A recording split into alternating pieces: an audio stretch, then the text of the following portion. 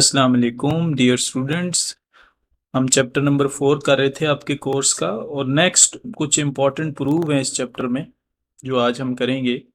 और सबसे पहले जो है प्रूव है tau is equal to I alpha. अच्छा, पेपर में ये सवाल इस तरीके से भी आता है, find the relationship between torque and angular acceleration. ठीक है, ये अब जेन में रखना है कि क्वेश्चन इस तरीके से भी आ सकता है कि prove that tau tau is equal to I alpha, और ये भी आ सकता है कि find the relationship between torque and moment of inertia. Torque and moment of inertia या टार्क एंड एंगुलर एक्सेलरेशन, कुछ इस तरीके से सवाल आपके पेपर में आ सकता है। ठीक है जी, तो प्रूफ स्टार्ट करते हैं। बहुत आसान सा प्रूफ है, कोई मुश्किल नहीं है इसमें, थोड़ा सा ध्यान देंगे तो इंशाल्लाह समझ आ जाएगी आपको। तो सबसे पहले आप देखें, ये हमने प्रूव करना है tau is equal to I alpha. ये लॉन्ग क्वेश्चन में भी आ जाता है और शॉर्ट में भी आ जाता है 2 नंबर का। तो सबसे पहले हमें तो टार्क का फार्मूला पता है कि tau is equal to R into F. ठीक है, ये तो टार्क का फार्मूला हमने लिख दिया। अब इस क्रॉस प्रोडक्ट को हटाया, जब हम इसको मैग्नीट्यूड फॉर्म में लिखा तो ये क्रॉस प्रोडक्ट हटेगा तो इसके साथ साइन थीटा आ जाएगा। तो ये इक्वेशन बन जाएगी tau is equal to R F sine theta. उसके बाद हम थीटा जो है यहाँ पे 90 डिग्री लेंगे। ये लेना इसलिए ज़रूरी है कि हमारा प्रूफ इससे फिर मुकम्मल होगा। ठीक है, तो tau is equal to sorry जो है थीटा हम यहाँ पे 90 डिग्री का लेंगे। जब 90 पुट करेंगे तो साइन 90 ज़ीरो हो जाए, साइन 90 सॉरी 1 हो जाएगा। 1 जब आर एफ से मल्टीप्लाई होगा तो आर एफ आ जाएगा। ये इक्वेशन नंबर 1 बन जाएगी हमारे पास। ठीक है, अब देखें ना, ये कोई इसमें मुश्किल बात नहीं है। सिर्फ थीटा की जगह पे हमने क्या पुट किया है, इस थीटा की जगह पे हमने 90 पुट किया है। ये जो थीटा आ रहा है ना, इसकी जगह पे हमने थीटा की वैल्यू 90 पुट कर दी है। और जब 90 पुट किया तो साइन 90 आपको पता है 1 होता है। ये जब 1 बनेगा तो इस आर एफ के साथ मल्टीप्लाई होके ये आर एफ बाकी बच जाएगा। ये इक्वेशन नंबर 1 होगी हमारे पास। ठीक है जी, नेक्स्ट हमारे पास Newton second equation of motion हमें पता है कि F is equal to M a. Newton second law जब हमने पढ़ा था तो उसमें क्या इक्वेशन बनी थी, F is equal to M A. ये हमें पता है। अब आपने ये काम करना है कि ये जो एफ आ रहा है ना इक्वेशन नंबर 1 में, ये एफ, ठीक है, इसकी जगह पे इसकी वैल्यू यहाँ पे जो एम ए है वो पुट कर देनी है। यानी आप इस एम ए को पुट कर देंगे इस एफ की जगह पे। ठीक है जी, तो जब पुट करेंगे आप तो हमारे पास जो चीज़ बनेगी वो कुछ इस तरीके से बन जाएगी। दूसरी अभी हम पुट करते हैं। इसके साथ एक और चीज़ हम क्या काम करेंगे कि हमें पता है रिलेशनशिप हमने फाइंड किया था लीनियर एक्सेलरेशन और एंगुलर एक्सेलरेशन का, a is equal to r alpha, तो उसको भी हम यूज़ करेंगे। अच्छा, अब हमने यहाँ पे ये चीज़ कैसे बनेगी ज़रा देखिएगा। सबसे पहले हमने क्या काम किया कि इस एफ की जगह पे एम में पुट कर दिया तो ये चीज़ बन गई। आर इसी तरीके से एफ की जगह पे हमने ये एम में पुट कर दी है, एम से, तो आर एम में बन जाएगा हमारे पास। ठीक है, अब फिर ये जो ए आ रहा है ना, ये जो ए आ रहा है, ठीक है, ये जो ए आ रहा है, इस ए की जगह पे इस ए की ये जो वैल्यू है ना, ये यहाँ पुट कर देंगे। यानी ये बन जाएगा आर एम, ए की जगह पे क्या पुट करेंगे, आर अल्फा। ठीक है, अब आर 2 दफ़ा हो गए तो क्या बन जाएगा जी हमारे पास, आर जब 2 दफ़ा हो गया तो आर का स्क्वायर हो जाएगा हमारे पास।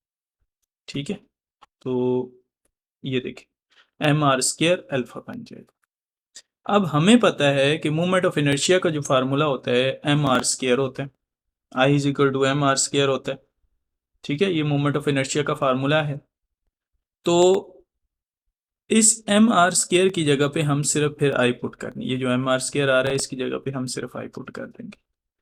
हमें पता है I is equal to M R square होता है। ठीक है, ये हमें पता है। तो अगर ये हमें पता है तो इस एम आर स्क्वायर की जगह पे हम क्या लिख देंगे, आई लिख देंगे।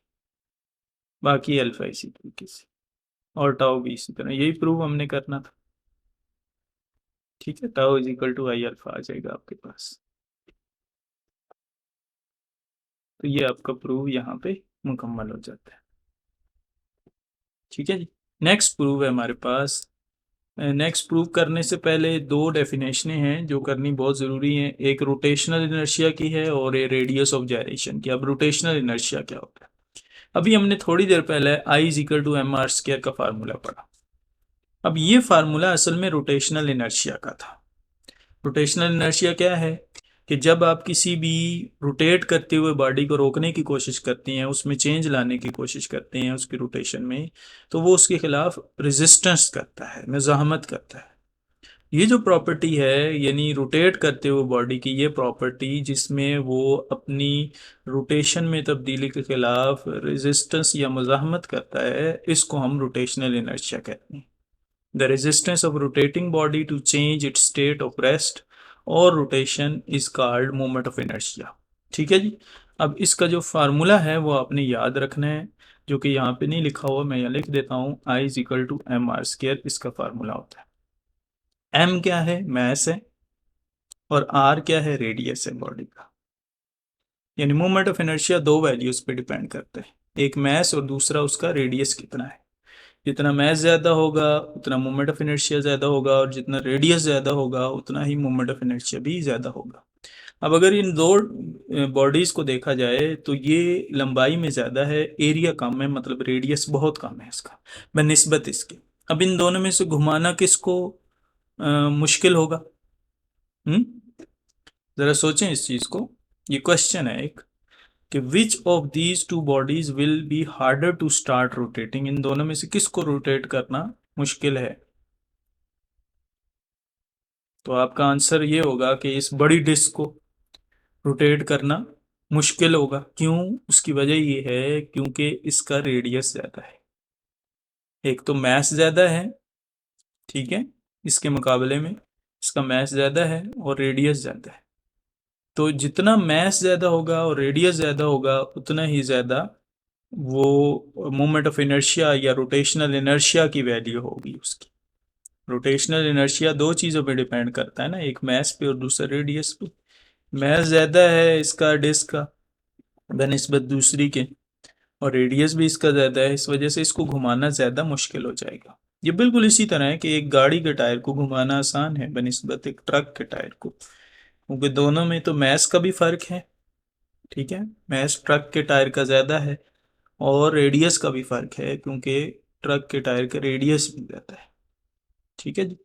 नेक्स्ट अब हमारे पास है जी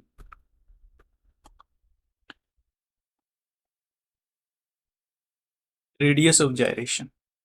रेडियस ऑफ जायरेशन समझने से पहले दो चीज़ें समझना बहुत ज़रूरी हैं, और एक है सेंटर ऑफ मास और दूसरा है एक्सिस। सेंटर ऑफ मास तो मैं ऑलरेडी बता चुका हूँ कि वो पॉइंट है बॉडी का जहाँ पे जिस्म का सारा मास एक्ट कर रहा होता है, मास मौजूद होता है। दूसरा एक्सिस है। कोई भी बॉडी जब रोटेट करती है तो एक फिक्स पॉइंट के गिर्द रोटेट करती है।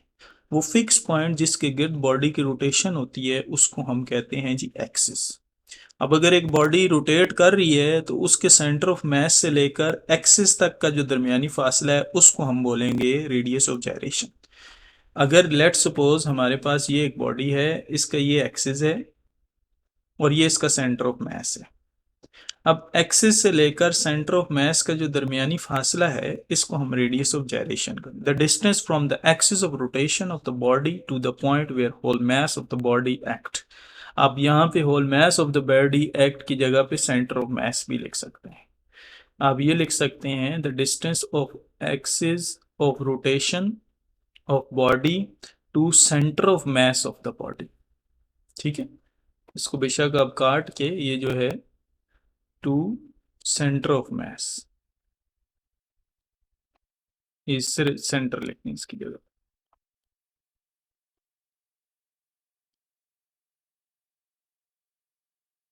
ठीक है जी। तो ये हमारे पास डेफिनेशन बन जाएगी रेडियस ऑफ जायरेशन की। तो आज के लिए इतना ही है। हम इंशाल्लाह नेक्स्ट वीडियो में एक बहुत इंपॉर्टेंट प्रूफ करेंगे और वो इस चैप्टर का आखिरी प्रूफ होगा। ओके जी, अल्लाह हाफिज़।